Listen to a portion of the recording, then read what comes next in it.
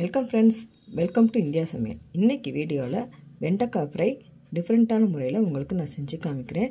வெண்டைக்காய் சாப்பிடாதவங்க கூட இந்த மாதிரி நீங்கள் செஞ்சு கொடுத்தீங்கன்னா ரொம்ப விருப்பப்பட்டு சாப்பிடுவாங்க.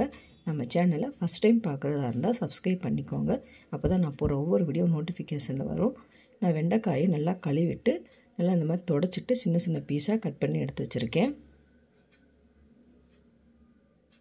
இப்போது ஒரு கடாயில் 4 டீஸ்பூன் அளவுக்கு எண்ணெய் சேர்த்துக்கலாம். எண்ணெய் நல்லா சூடான பிறகு 1/2 டீஸ்பூன் அளவுக்கு கடுகு உளுந்தம்பருப்பு நல்லா பொரிஞ்சதுக்கப்புறமா ஒரு வரமிளகாயை நல்லா கிள்ளி சேர்த்துக்கோங்க. கொஞ்சமாக கருவேப்பிலை, சின்ன வெங்காயம் ஒரு கைப்பிடி அளவு சேர்த்து இந்த மாதிரி கட் பண்ணி சேர்த்துக்கிறேன். நீங்கள் பெரிய வெங்காயமாக இருந்துச்சுன்னா ஒரு வெங்காயம் கூட சேர்த்துக்கோங்க. இப்போ வெங்காயம் நல்லா வதங்கிருச்சு. இப்போ இந்த அளவுக்கு நல்லா வதங்கியிருக்கணும். இப்போ கட் பண்ணி வச்சுருந்த வெண்டைக்காவை சேர்த்துடலாம். இப்போ வெண்டைக்காயை சேர்த்துட்டு ஸ்டவ்வை லோ ஃப்ளேம்லேயே வச்சுக்கோங்க. இந்த மாதிரி லைட்டாக இந்த மாதிரி கிளறி விட்டுக்கிட்டே இருக்கணும். ஸ்டவ்வை ஹை ஃப்ளேமில் வச்சிங்கன்னா வேகமாக வெந்து பிசுபிசுப்பு தன்மை அதிகமாக இருக்கும். நீங்கள் லோ ஃப்ளேம்லேயே வச்சு வேக வச்சுக்கிறலாம். இப்போ பார்த்திங்கன்னா வெண்டைக்காய் ஓரளவுக்கு நல்லா வெந்து வந்திருக்கு. இப்போ இந்த ஸ்டேஜில் தேவையான அளவு உப்பு சேர்த்துக்கலாம். 1/2 டீஸ்பூன் அளவுக்கு மிளகாத்தூள் சேர்த்துக்கலாம்.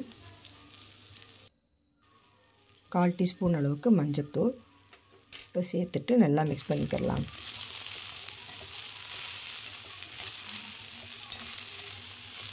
இந்த மாதிரி கலந்து விட்டுக்கிட்டே இருங்க.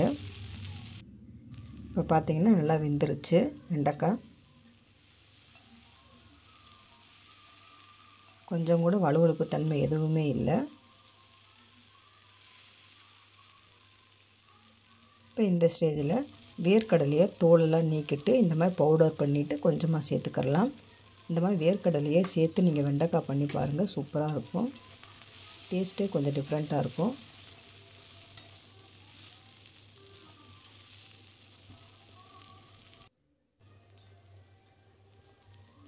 வெண்டைக்காய் ஃப்ரை ரெடி ஆயிடுச்சு. வேறொரு பவுலில் மாற்றிக்கிடலாம்.